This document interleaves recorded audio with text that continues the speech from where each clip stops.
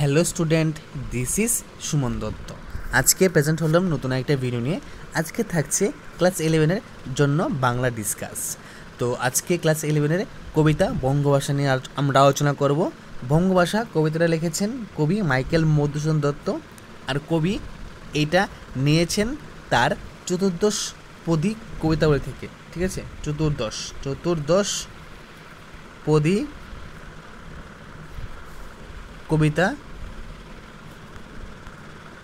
বলি থেকে। ঠিক আছে, নিচে চলো আমরা আলোচনা করি যে বঙ্গভাষা কবিতার মধ্যে আসলে কি আছে, কি কি আমরা শিখাতে পারবো এখান থেকে, আর আমরা কি করে এখান থেকে এমসিকিউ বা একত্র আসলে বা বড় প্রশ্ন আসলে লিখতে পারবো।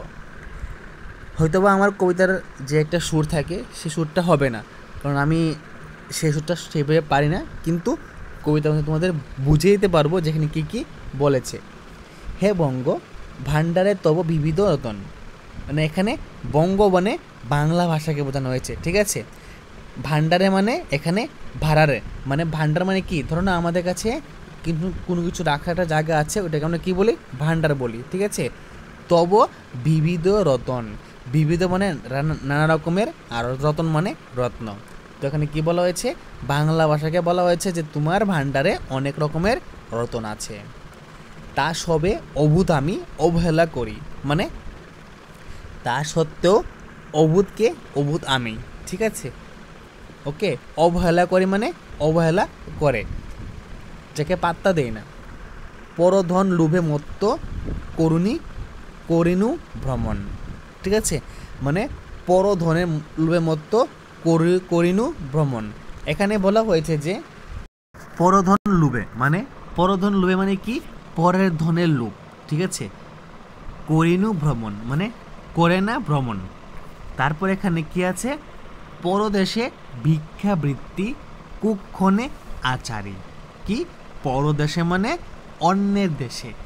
ঠিক আছে, ভিক্ষাবৃত্তি মানে ভিক্ষুকের পেশা, কুক্ষণে মানে অশুভ সময়ে, আচারী মানে আচরণ করে। মানে এই লাইনে কি বলা হয়েছে, এই লাইনে বলা হয়েছে যে অন্যের দেশে যে ভিক্ষুকের পেশা সেটা মানে অশুভ সময়ে আচরণ করে। কাটাইনু বহুদিন সুখ পরিহরি। ঠিক আছে, কাটাইনু মানে কাটাইলাম। ঠিক আছে, বহুদিন মানে অনেক দিন, সুখ তো তোমরা চিনো, পরিহার মানে বাদ দিয়া, মানে অনেক দিন কাটাইছে এখানে কবি সুখ বাদ দিয়া। অনিদ্রায় নিরাহারে সপিকাই মন, মানে অনিদ্রে মানে ঘুমাইছে না, নিরাহারে মানে খাওয়ান খাইছে না। ঠিক আছে, সপিকাই মন, সপি মানে সমর্পণ। ঠিক আছে, কাই মানে দেহ, মন তো আছে মন জানো। মজিনু বিফল তপে অপরণ্যে বরি, মজিনু মানে মগ্ন হলাম। ঠিক আছে, বিফল মানে বিফল তপস্যা, বিফল তপে মানে বিফল তপস্যা, অপরণ্যে মানে যা বরণীয় নয় তাকে।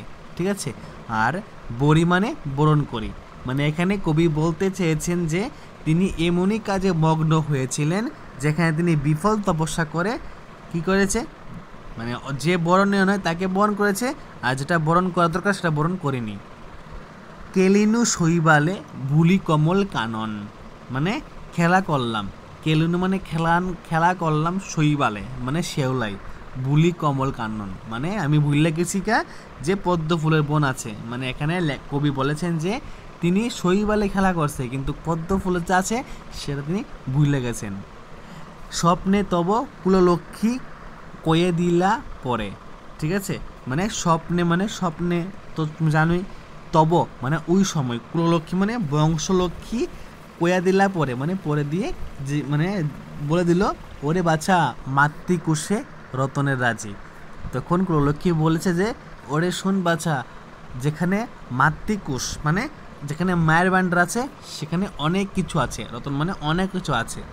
এই ভিখারি দশা তবে কেন তোর আজি, এত মাতৃকুশে মানে মায়ের ভাণ্ডার থাকতে কেন তোর আজকে ভিক্ষুকের মতো দশা। যা ফিরি অজ্ঞান তুই, যারে ফিরি ঘরে, মানে এখানে কুললক্ষ্মী বলেছে তুই যেখান থেকে আইসস ওইখানে ফিরে যা।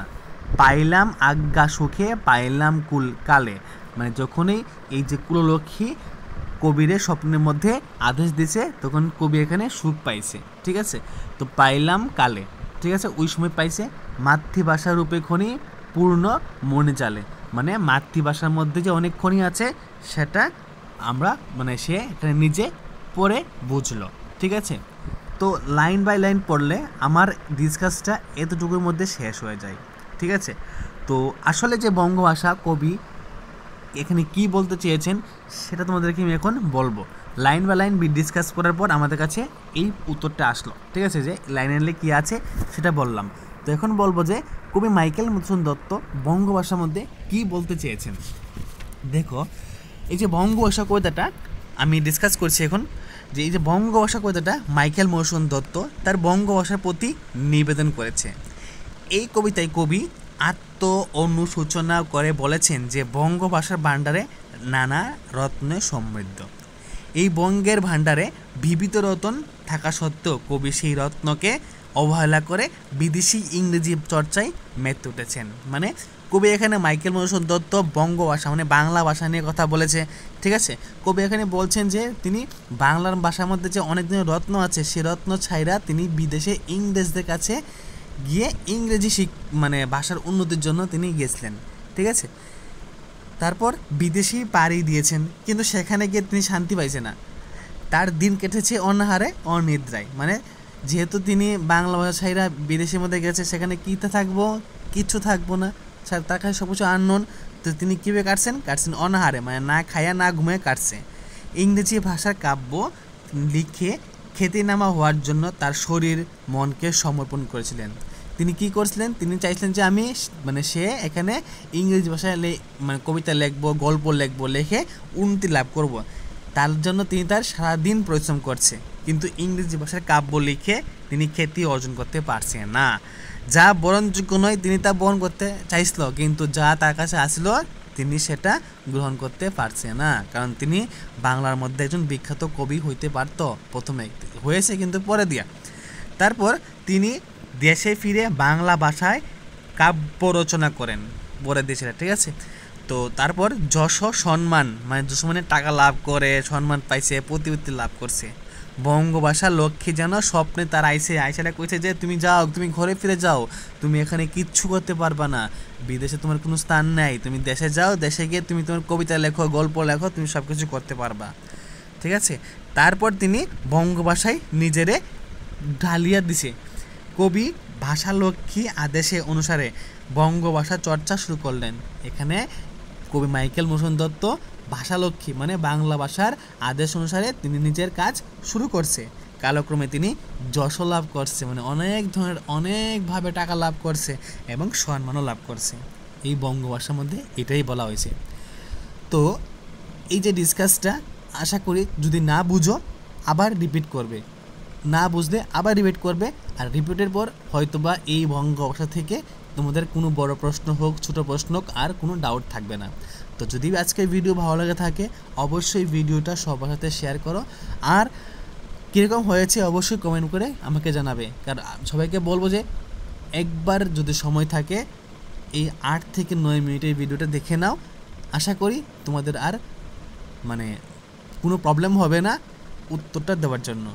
তো দেখা হচ্ছে একটা গুরুত্বপূর্ণ ভিডিওতে। সবাইকে অসংখ্য ধন্যবাদ।